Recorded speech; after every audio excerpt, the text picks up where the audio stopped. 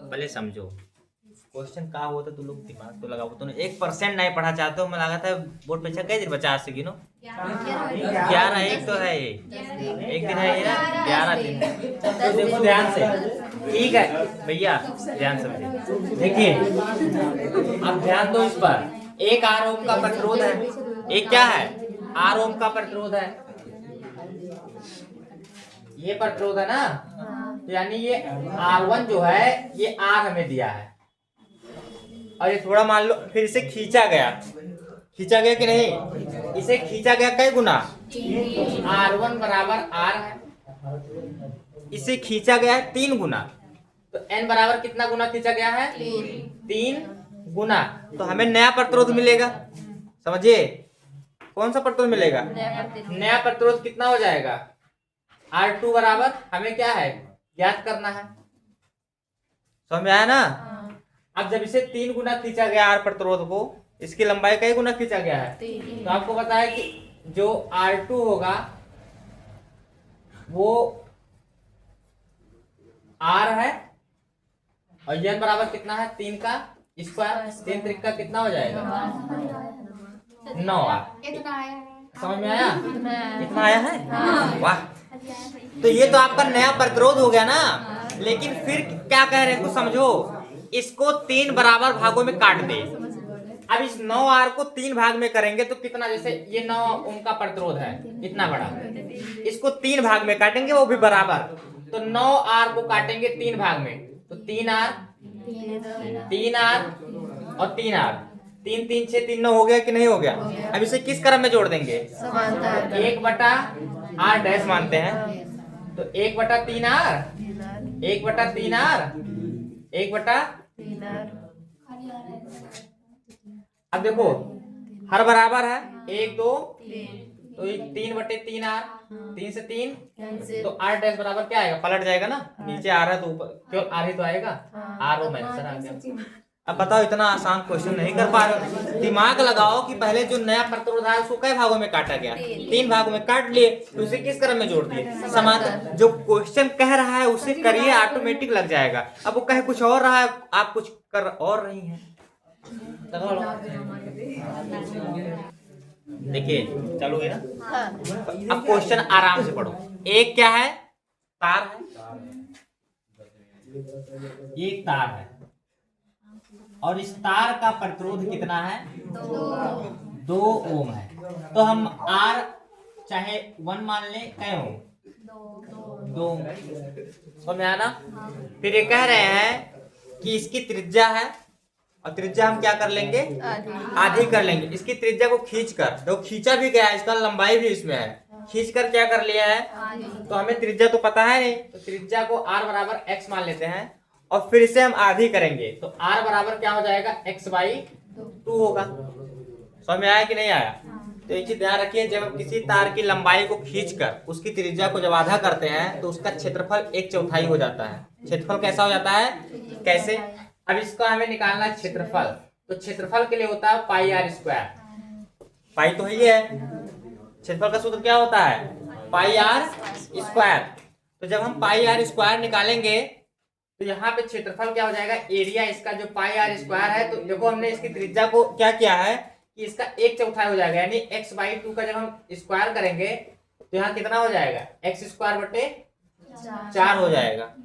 यानी इसके कहने का मतलब है इसका जो एरिया है वो कितना हो जाएगा 1/4। यानी याद रखना है कि जब किसी तार की त्रिज्या को खींचकर इसकी लंबाई को क्या करेंगे, त्रिज्या को आधा करेंगे, तो इसका एक सूत्र बनेगा, जैसे A1 या नया त्रिज्या हमें याद करना तो A2 रहेगा ना, नया त्रिज्या याद करना तो क्या रहेगा A2 रहेगा। तो जैसे इसका एक सूत्र हो जाएगा, या A' बराबर L' मान सकते हैं, क्या मान सकते हैं, या L' क्या हो गया हमारा L, और यहाँ A' क्या हो गया A, ये दोनों बराबर कितना हो जाएगा हमारा 1/4, 1/4 क्या हो जाएगा 4। यानी याद रखना है कि जब हम किसी त्रिज्या खींच कर क्या करेंगे आधा, तो उसका क्षेत्रफल 1/4 हो जाएगा, सीधा ही 1/, कितना हो जाएगा 4, 1/4 हो गया। अब इसका 1/4 हो गया, तो इसका क्या करना है हमें कि 1/, जो हमारा 4 आया है किसके बराबर आया है, ए अपॉन ए डैश अपॉन किसके ए, और एल डैश अपॉन कितना आया है, इन दोनों के बराबर में कितना आया है 4। तो क्षेत्रफल कितना हो जाएगा 1/4 1/4 है। लेकिन अगर इसे पलट दिया जाए, एल अपॉन क्या कर दिया जाए, एल डैश कर दिया जाए, तो इसका क्षेत्रफल कितना हो जाएगा 4। केवल कितना हो जाएगा एल अपॉन एल डैश कर दिया तो कितना हो जाएगा 4। अब सूत्र होता है, आप ध्यान दीजिए यहाँ पे कि रो बराबर क्या होता है आर ए बटा एल होता है। आर ए बटा क्या होता है एल। तो अगर हम आर का मान निकालें तो ध्यान दीजिए क्या निकाल लें, आर का मान निकालें तो आर बराबर क्या होगा रो एल बटा ए होगा, यही तो होगा। और इसको जब हम पलट दें तो इसका मान कितना आ गया है 4 ही तो आया है। तो आर बराबर क्या हो जाएगा रो एल बटा ए होता है। तो ये हमारा समीकरण 1 है, ये सूत्र है। आर बराबर क्या हो जाएगा रो एल बटा ए। अब जिस प्रतिरोध को ज्ञात करना, पहले देखो साधारण में आपको सूत्र समझा देते हैं, उसके बाद लगाएंगे। तो ये आप मान लो R2 है या जो भी हमें नया ज्ञात करना वही तो रहेगा यहाँ पे, और एक R हमें दिया है R1, तो यह R2 माने, अगर इसको R2 माने यहाँ R2, तो R2 बराबर कितना हो जाएगा रो L2 बटा हो जाएगा हमारा A2, यही तो होगा।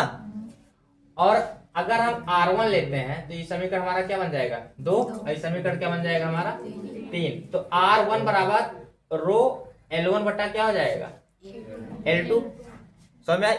दोनों के बराबर में हमारा, अब देखो अगर इसको भी पलट दें ए अपॉन क्या कर दें ए डैश कर दें तो इसके बराबर में कितना आएगा 4 ही आएगा, नहीं दोनों के बराबर ही कितना आएगा, इसलिए यहाँ भी बराबर 1/4 था, तो इसको पलटने पर भी कितना होगा 4 दोनों के बराबर आएगा। अब यहाँ देखेंगे कि रो L1 बटे कितना हो जाएगा L2 हो जाएगा। अब अगर समीकरण इसको क्या मान लें 3, तो समीकरण 2 को किससे भाग कर दें 3 से भाग करें तो R2 बटे क्या हो जाएगा यहाँ पे R1। ध्यान रखिए, खाली सूत्र ध्यान रखिए, जब आधी करेंगे तो यही सूत्र लगेगा। अब यहाँ होगा रो L1 L2 बटे क्या हो जाएगा L1, और फिर बटा लगाएंगे ना, फिर बटा लगेगा रो, अरे यहाँ L2 रहेगा, L2 का है A2 रहेगा, और यहाँ क्या हो जाएगा रो L1 बटे A1। अरे तो हम गलती कर दिए ना A1 रहेगा, मतलब क्षेत्रफल है ना, ये पलटा है सूत्र। तो R2 बटे क्या हो जाएगा R1 बराबर, देखिए ध्यान से, R2 बटे कितना हो जाएगा R1 बराबर, तो रो L2 बटे क्या हो जाएगा A2, और गुणा हो जाएगा A1 अपॉन रो L1। तो इससे ये क्या हो जाएगा, अब इसको मिटा देते हैं, 4 आया है ना, कितना आएगा 4। मिटाएंगे दिक्कत हो, लिखो पहले इतना, लेकिन लिखोगे क्या करो उतना भैया ध्यान दीजिए, इतना आ गया, रो से रो कैंसिल हो गया। अब यहाँ क्या करेंगे सुनिए ध्यान से, तो यहाँ हमारा क्या हुआ R2 बटे R1 बराबर बचा क्या L2 बटे L1 लिख सकते हैं, और गुणे क्या लिख सकते हैं A1 बटे A2। अब ध्यान दीजिए, इन दोनों की लंबाई यानी L2 बटे L1 बराबर भी 4 होगा, 4 भी तो होगा, और A1 अपॉन A2 बराबर भी कितना होगा, दोनों का मान 4 है। तो R2 बटे क्या हो जाएगा R1 बराबर 4 गुणे कितना हो जाएगा 4, और 4 चौक कितना हो जाएगा 16। R2 बटे R1 बराबर कितना हो जाएगा 16। अब देखो R1 का मान हमें दिया है कितना 2, तो R2 बटे कितना हो जाएगा 2 बराबर 16, और 16 दूना कितना हो जाएगा 32। बस आपको एक चीज ये याद रखना है, एक चीज क्या ध्यान रखना है कि जब भी हम किसी तार है 2 ओम का, अगर उसकी त्रिज्या को जो हम खींच रहे हैं तो प्रतिरोधकता यानी इस सवाल पे लगेगा। तो ये सूत्र ध्यान रखो कि R1 R2 बटे क्या हो जाएगा R1, और L2 बटे क्या हो जाएगा L1, और A1 बटे क्या हो जाएगा A2। तो जो A1 बटे A2 है और L2 बटे L1 है, जब भी त्रिज्या को आधा करेंगे तो 1/2, तो 1/4 आएगा। जब उसका क्षेत्रफल निकालेंगे, क्षेत्रफल 1/4 होता है, लेकिन जब उस मान को पलट देंगे तो 4 हो जाएगा। अगर 1/3 खींचते हैं, ध्यान रखिए 1/3 तो 1/3 त्रिका कितना हो जाएगा 9 हो जाएगा। अगर 1/4 खींचते हैं तो 1 कितना हो जाएगा 16 हो जाएगा। फिर उसका 16 लिखेंगे, जितना खींचेंगे उसका स्क्वायर कर दीजिए, वही आपका यहाँ मान। अगर देखो कई गुना खींचे हैं, आधा ना खींचे हैं, आधा गुना, तो आधा 1 कितना हुआ 2, और त्रिज्या स्क्वायर में होती है, पाई आर स्क्वायर। तो 1 बटा कितना हो जाएगा आसान शब्दों में, तो आपको केवल लिख देना है कि जब इसका क्षेत्रफल उतना ही गुना लिख देना है, 1/4 हो जाएगा तो इसका एरिया, अगर 1/4 हुआ तो एरिया उसका पलट जाएगा, तो अगर 1/4 है तो 4 हो जाएगा, 1/16 है तो 16 हो जाएगा।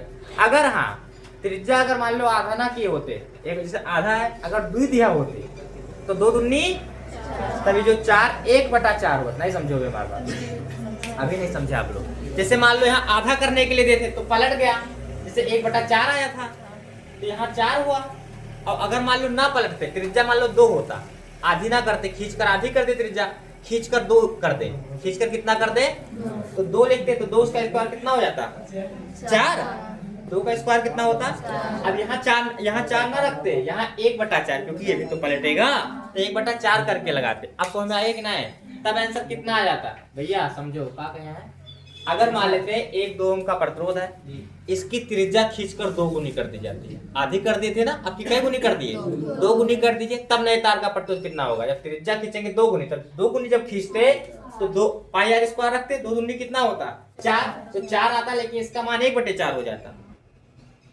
हाँ बटन हो जाएगा, पलट जाएगा। अब समझ में आ गया। तो यही सूत्र ध्यान रखिए मेरे सवाल, हमको नया R2/R1 और कहाँ से निकला है, यहाँ से। ये सूत्र आपको बनाना पड़ेगा, और जितना त्रिज्या आएगा। अब देखो आप कहीं पाई काहे नहीं रखे, अगर हम पाई रख दिए अब तो पाई से पाई ना कट के दोनों A2 A1 है, नहीं समझो तो रख के लगाएगी कोई मतलब नहीं है, A2 कट जाएगा ना, हमारा पाई तो कट जाएगा, खाली त्रिज्या बचेगा, रेडियस हो जाएगा।